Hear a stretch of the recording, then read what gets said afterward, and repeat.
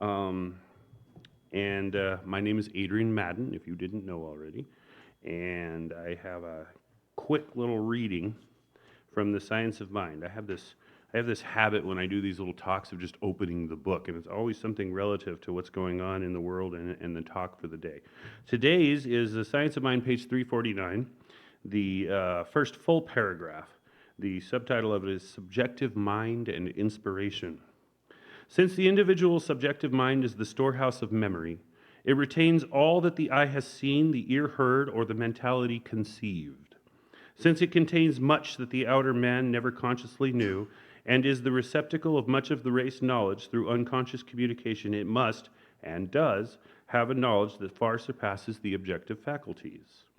Realizing that the subjective draws to itself everything that it is in sympathy with, we see that anyone who is sympathetically inclined toward the race or vibrates to the race thought might pick up the entire race emotion and experience and, if he were able to bring it to the surface, could consciously depict it.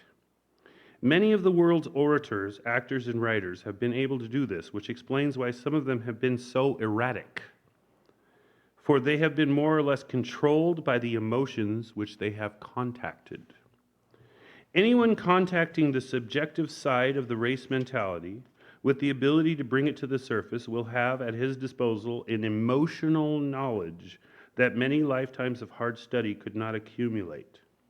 But if one had to surrender his individuality in the process, he would better remain ignorant.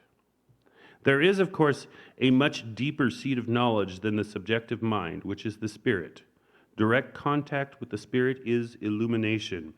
And what this particular passage means to me is an entreatment to make sure that you are always entering into a spirit of centering. When you find yourself being influenced by emotions, whether yours or outside of yourself, you must enter into that space where you distance yourself from emotions to allow the objective to enter into your thoughts and your ideas. Because living a life from subjectivity is literally living your life through emotion. And when you live your life through emotion, it throws facts right out the window. So always try to, which is why I always start off my meditations with a centering activity where you try to distance yourself from your feelings and your random brain's thoughts and all that fun stuff. It's important to have access to those things, but not to let it drive the car. So let us have a meditative song to bring us to a prayer.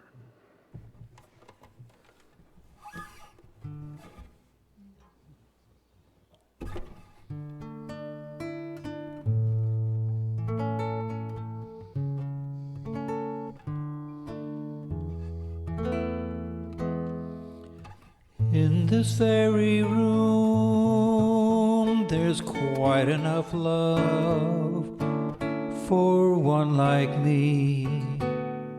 And in this very room, there's quite enough joy for one like me. And there's quite enough hope and quite enough power to chase away any gloom. For spirit, one spirit is in this very room. In this very room, there's quite enough love for all of us. And in this very room, there's quite enough joy for all of us. And there's quite enough hope and quite enough power to chase away any gloom. For spirit, one One Spirit is in this very room, and in this very room there's quite enough love for all the world. And in this very room there's quite enough joy for all the world. And there's quite enough hope and quite enough power to walk through our every fear. For Spirit, one Spirit is in this very room, in this very room, in this very room.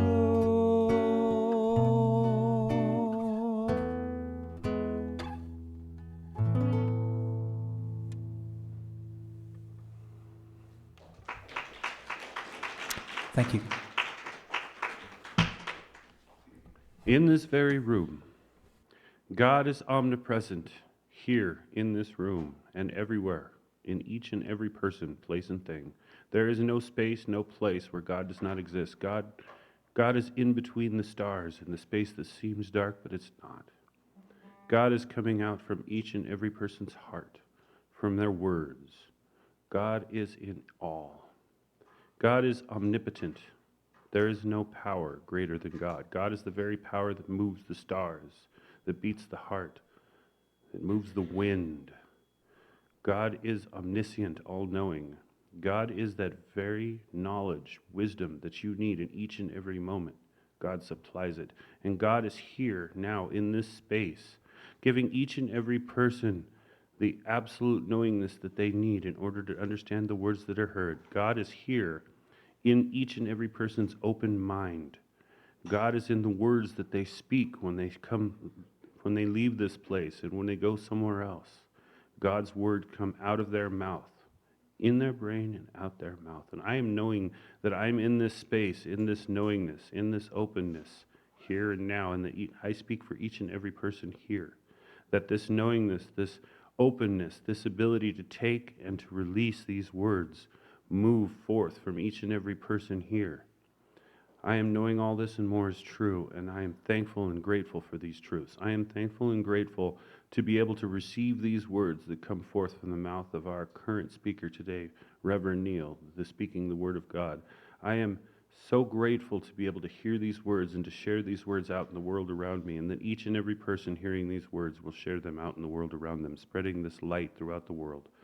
I am so grateful for all this and more, and I let go my words into that perfect action and order of the law, knowing them to be true, whole, and complete, knowing that the law which says yes hears these words and pushes those words forward out into the world. I let go and I let God, and here and now, let us anchor and affirm these statements by saying, and so it is. Reverend Neil, it is your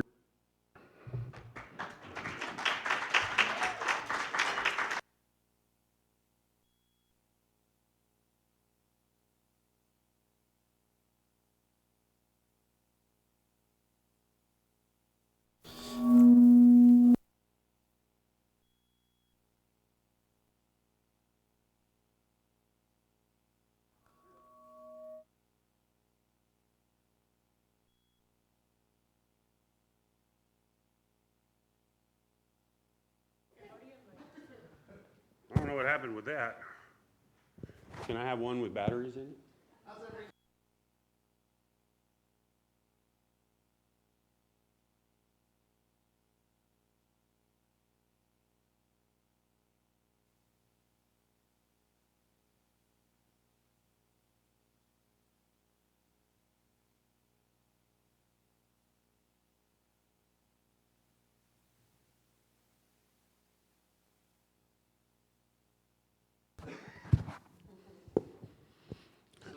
Nothing was coming through, sir. So last Friday was Quitter's Day. when everybody gives up on their New Year's resolutions. How many of you made a New Year's resolution this year, or because you're spiritual, you called it an intention? Right? How many of you have already given up on them? I'm doing pretty good on mine, but I've been on vacation, so it's a lot easier to do that when you're on vacation. I go back to work tomorrow, so we'll see how that goes. So in honor of Quitter's Day, here are some funny New Year's resolutions. My New Year's resolution is to stop procrastinating. I'll start tomorrow. I've already given up on my New Year's resolutions. I figure I'll just start over in February. Feel familiar? I resolved to read more. So far, I've read the ingredients on a pizza box. This year, I'm going to learn how to play the guitar, speak fluent French, and run a marathon. I'm currently accepting applications for someone to remind me to buy a guitar.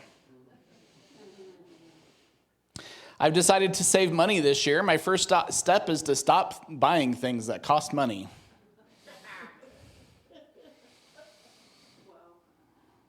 I'm not making any resolutions this year. I'm just going to be a better version of my old self, except for that part where I'm already failing at being a better version of my old self. I'm resolving to be more spontaneous, which means I'll probably just end up eating cake instead of the salad I planned. Sometimes in January, it's when we realize that it's easy to be your best self when you're well-rested, inspired, and no one's emailing you. But then real life shows up and we're like, never mind. It's a lot harder because sometimes we think we can just make those surface changes through willpower and mood and pressure, but it's really about spiritual alignment. And if we don't change the underlying belief and the spiritual energy behind those beliefs, the changes don't seem to be permanent. And hence we have Quitter's Day.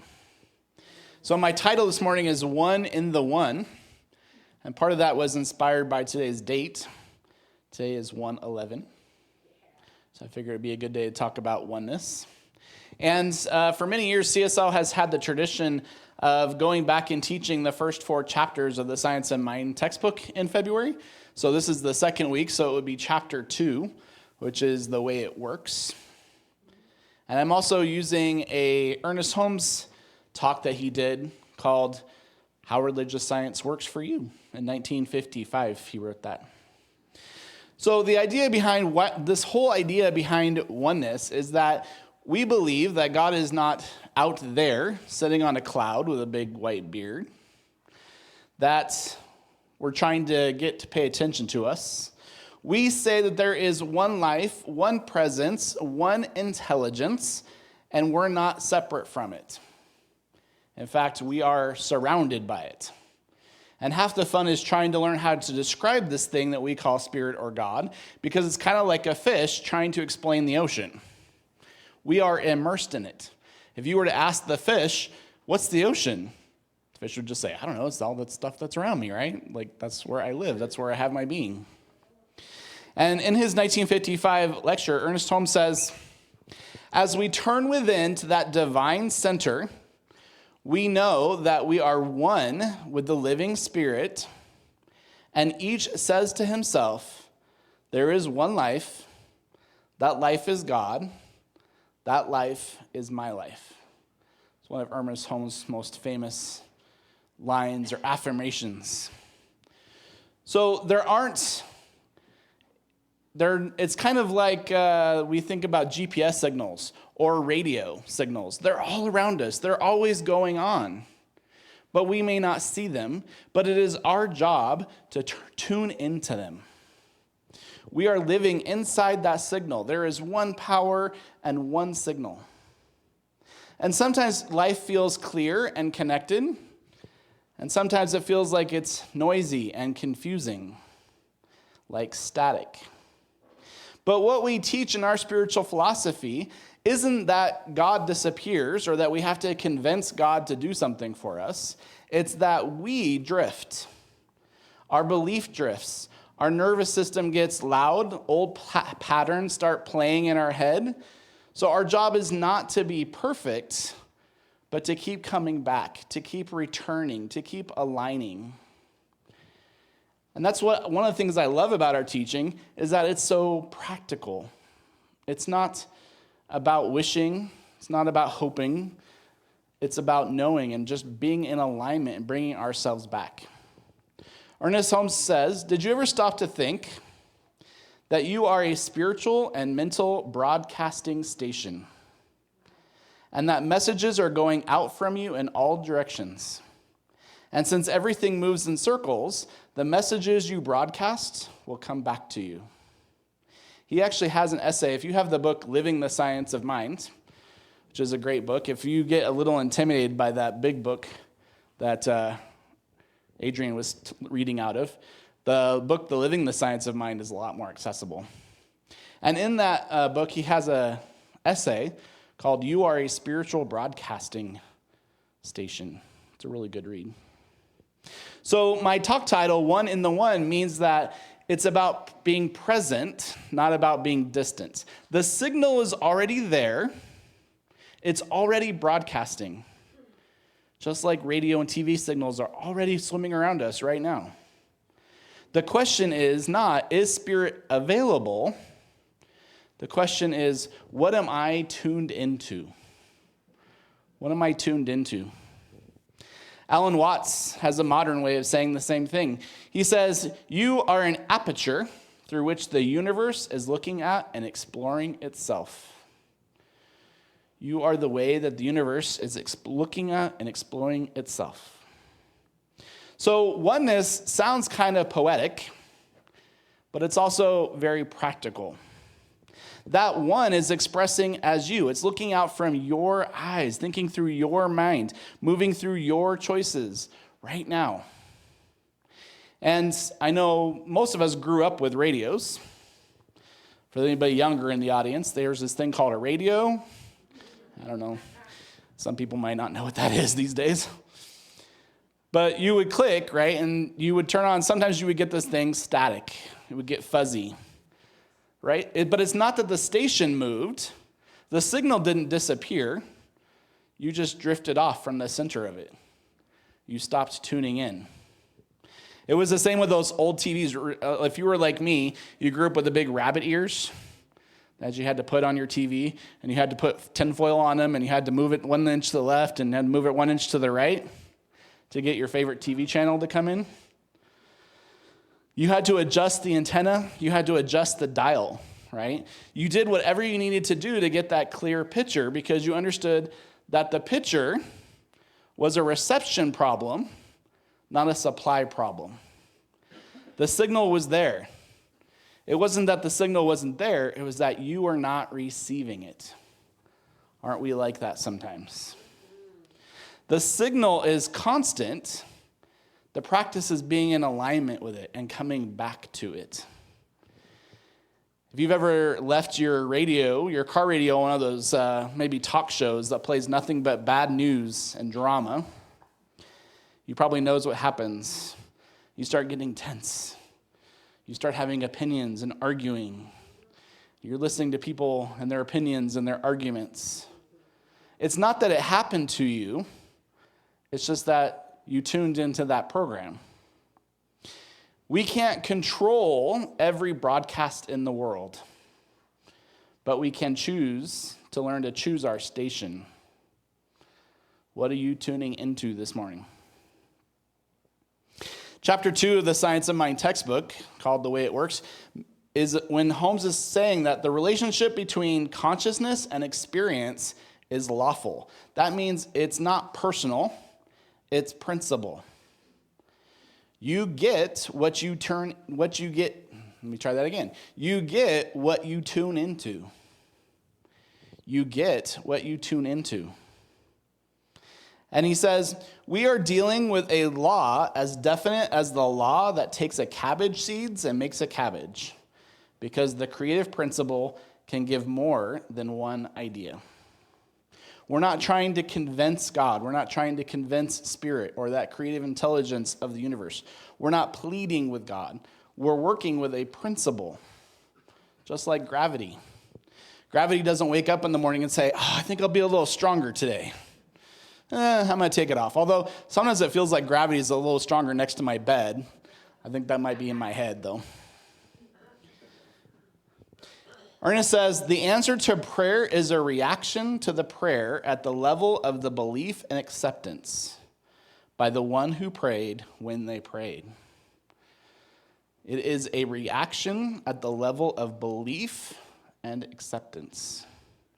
In other words, what we accept as real tends to show up in our lives.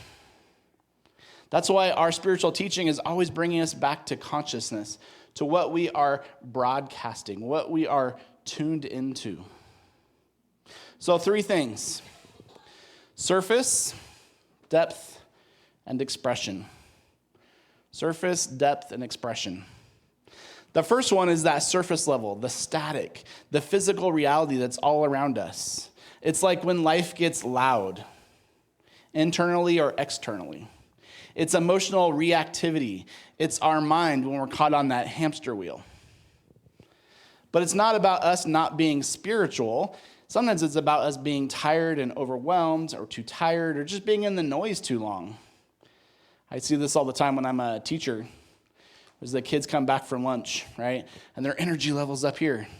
And if my energy level's up there, they're going to match my energy, right? But if I bring my energy down and I start lowering my voice and talking quietly, I bring their energy down. Their energy matches mine. So that's what our teaching is asking us. Because static is contagious. Have you noticed? One comment, one mood, one fear, one reaction, and suddenly your whole inner station is playing the same anxious program on repeat. Here's the tricky part.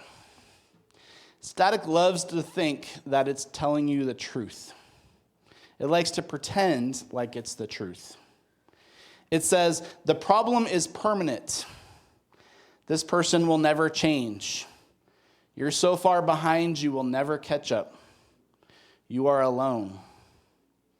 But what our spiritual community and what our spiritual system of philosophy teaches us is that we shouldn't confuse loud with true. I'm going to say that again for the people in the back. We shouldn't confuse loud with true. Right? That's an important spiritual principle. It's just the old program still running. Old patterns, old conditioning, old beliefs that get triggered when we feel like it's reality. But it's our mind. It's kind of like having a talk show host in the back of your mind. You're just like, oh, this is the new year. I'm going to be successful. And the talk show host in your mind goes, well, didn't you try that last year? How'd that work out for you last year? Or you decide, this year, I'm going to focus on what brings me joy. And your inner little talk show host says, well, you remember that thing that happened yesterday? So the question isn't, why do I have static? The question is, what do I do when it shows up? Because we all have static. Ernest Holmes uses the word correspondence, seed and plant. What we consistently entertain becomes what we tend to experience.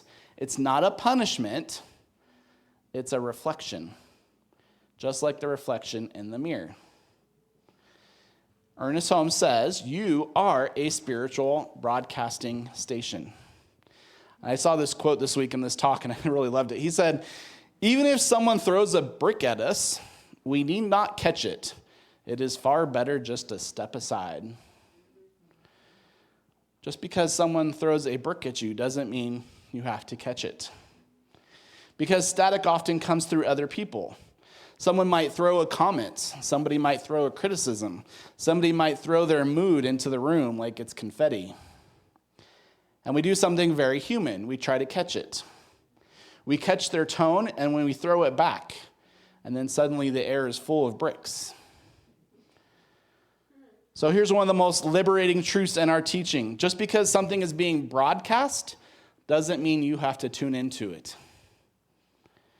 You don't have to receive someone's negativity as truth. You don't have to accept your anxiety as guidance. You don't have to receive yesterday's story as the verdict on today. Because Ernest Holmes says principle is not bound by precedent. So when you feel static, here's the spiritual process. When you feel static, you name it. In your head, you say, static. And then you ask this question, what am I tuned into right now? Because the question is going to break that hypnosis. It's going to remind you who you are. It's going to remind you to level up, to tune into a different station. Because there's one signal and one power. We can always retune ourselves. Wayne Dyer said it this way: when you change the way you look at things, the things you look at change. It's one of my favorite quotes, because I think if you ask anybody, what is it that you believe here at the Center for Spiritual Living? That's a good one-line answer. When you change the way you look at things, the things you look at change. That's our spiritual philosophy in a sentence. And it's not denial, it's direction. Because we believe that perception is powerful, attention is powerful, consciousness is causative. Y'all know I love Joel Goldsmith. And he said, the silence is not the absence of sound, but is a state of consciousness which enables us to refrain from mental reactions to what is seen or heard.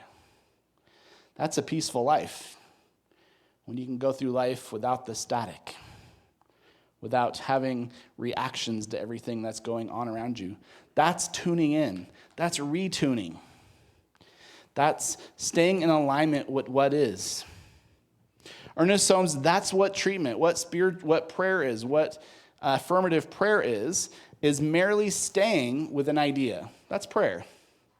Staying with an idea. It's returning to that idea again and again and again until it becomes your truth, because when it shows up in your life. So, Quitter's Day. Holmes says, if I pray or give an affirmative prayer and nothing happens, I must not quit. I must not be discouraged, because I am dealing with a scientific certainty.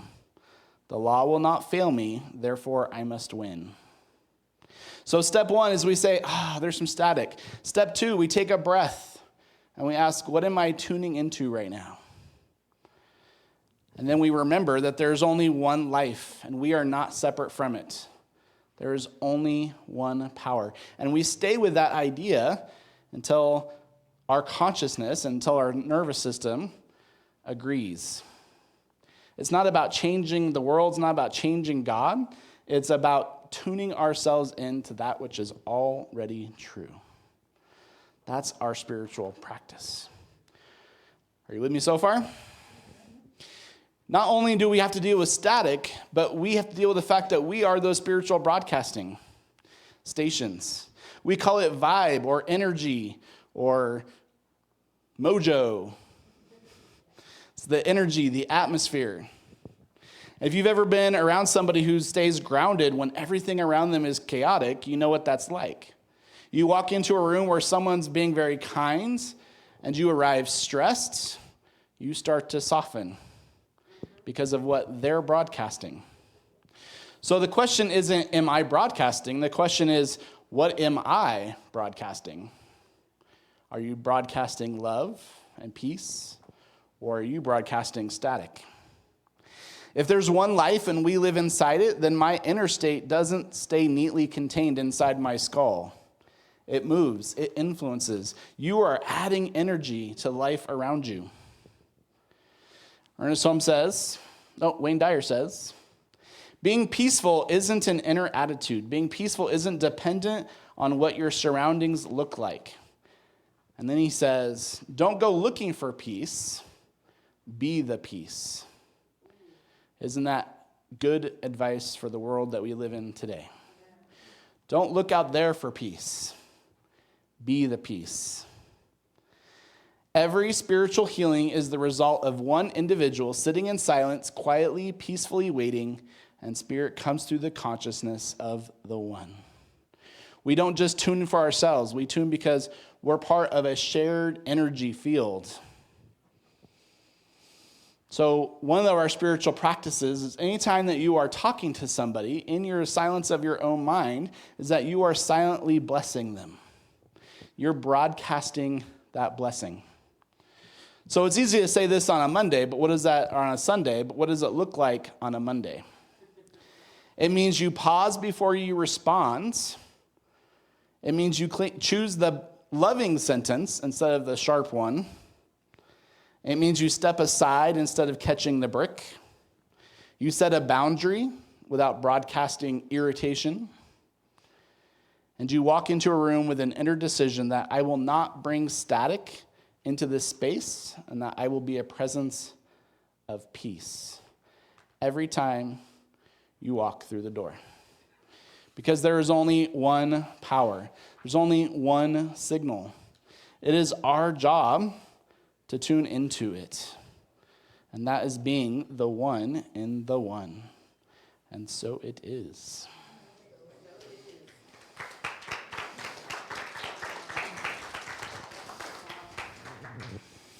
So I invite you to close your eyes if you are willing. As we enter into that spiritual practice that we call affirmative prayer, it is that consciousness that choosing to turn within, choosing to tune into a higher perspective, a higher principle, a higher energy, where we know that there is only one life, one love, one creative, perfect intelligence that creates the universe out of itself. And so it is in, through, and as everything, including me and including you. There's only one thing happening here. It's God knowing God. It is peace knowing peace. It is wholeness knowing wholeness. It is a mirror reflecting back everything that we place into it. And so we take this opportunity to tune ourselves in, to tune ourselves up, to set that intention for the new year. And if we get a little bit off, we simply adjust.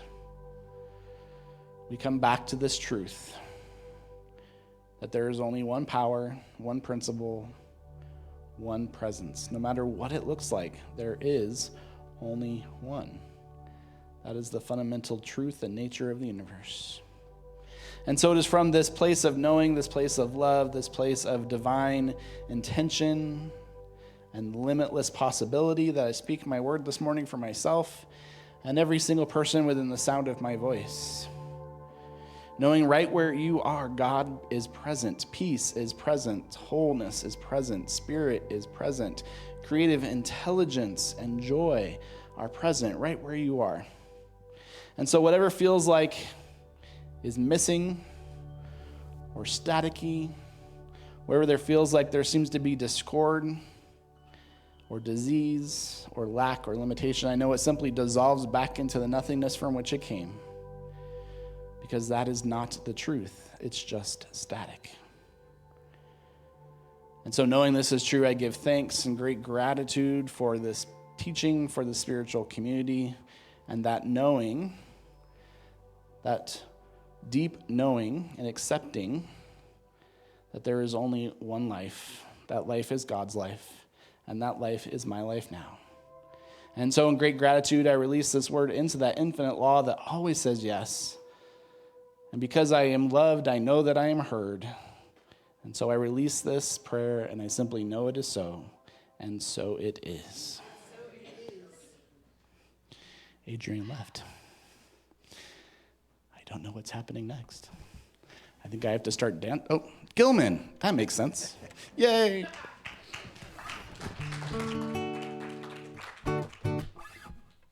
So when I got the talk title for today, I went through my list and I found this song that's by one of my favorite New Thought songwriters. And his name is Al Yankee. By the way, he'll be here next week.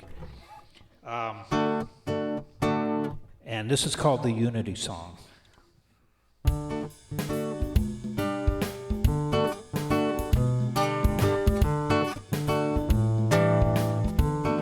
Oh, it has a sing-along part. Ooh.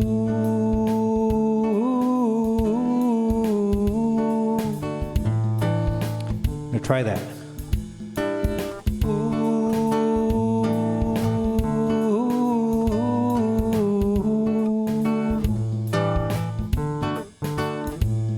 There is no separation. We connect in harmony with one singular creation. So it is, so let it be. There's a light that shines above us, and in everything we see, in the eyes of those who love us, and in those who disagree, that belies a higher power. You can find it all around, in the fragrance of a flower, in a feeling or a sound.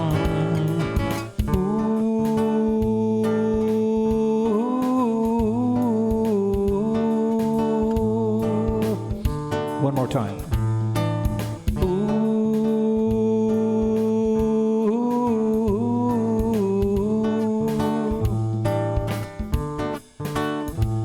There is no separation. We connect in harmony with one singular creation. So it is, so let it be. So let's lose our expectations and set our spirits free, knowing there's no separation.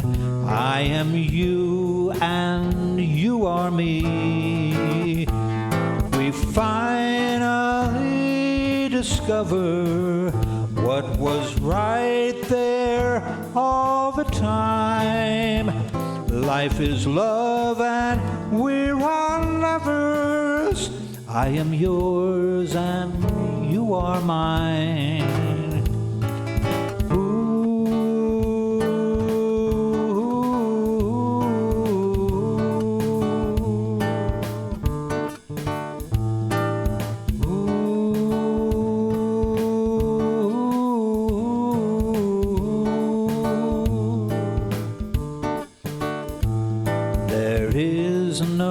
Separation. We connect in harmony with one singular creation.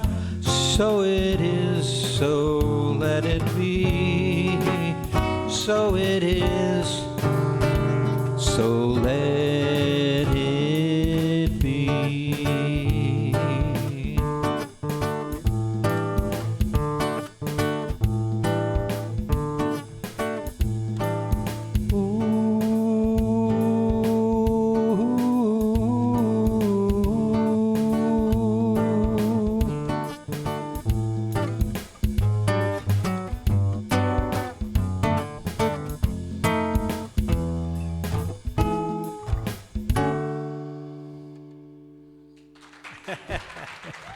Al Yankee wrote that.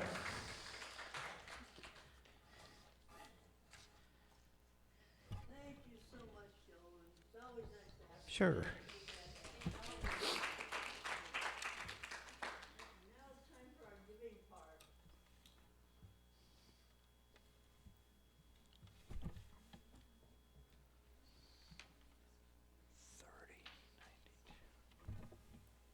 Okay? This one?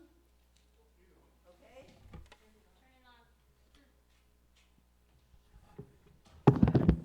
That's it. Hello, everybody. It's time for our giving. And I've been with the Center for Spiritual Living here for a long, long time. And I am so grateful that we are so prosperous and so healthy and so loving. It makes us special. And we'd like to keep it that way. And it all helps with whatever you give, whatever you have for us keeping our sanctuary, our home, our sacred spiritual home working well. So let's say it together, our prayer here. I give and receive freely and generously with an open heart and an open mind. The universe responds to me in kind. I know that my beloved community is richly blessed, and so it is. And as our hosts come around, just put your hands over the plate if you don't have anything, because that will give you an idea of the warmth and the giving that we have and that we do. If you're not here with us, you can also give online. That's cslb.org, or and hit donate, or you can text give at 951-420-6909.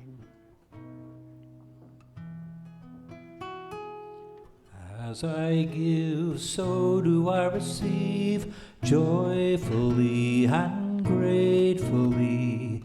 As I give, so do I receive, fully and freely. God is a river where abundance flows. Stepping into it, I accept and know. As I give, so do I receive. Thank you. Well, let's close our hour by circling up, holding hands, and singing our final song.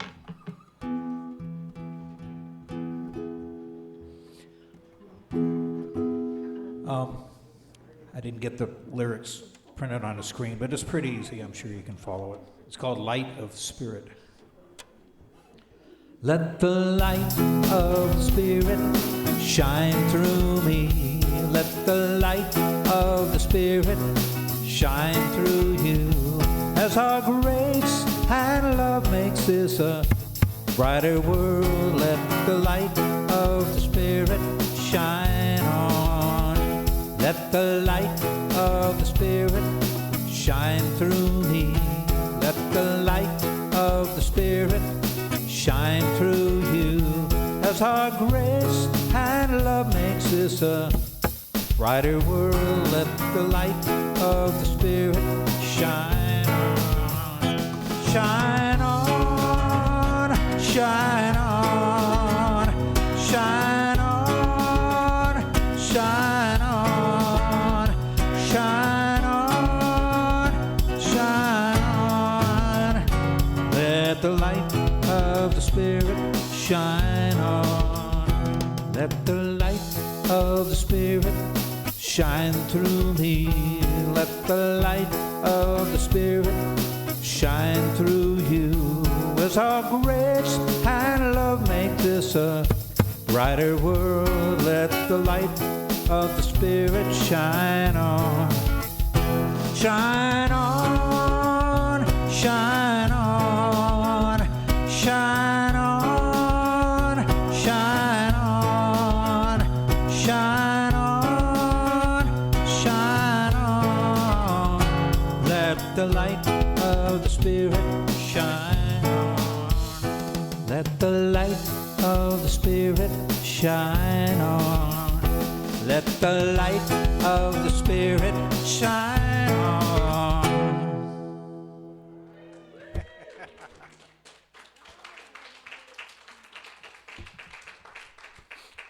go break bread together and do it before Adrian eats all the.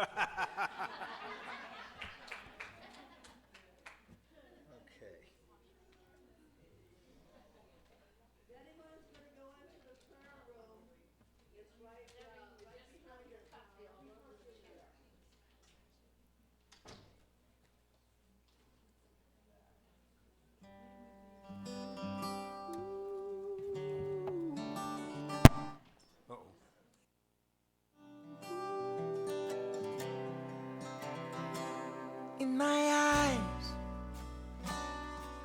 my mind, in my heart, in my soul, in my life,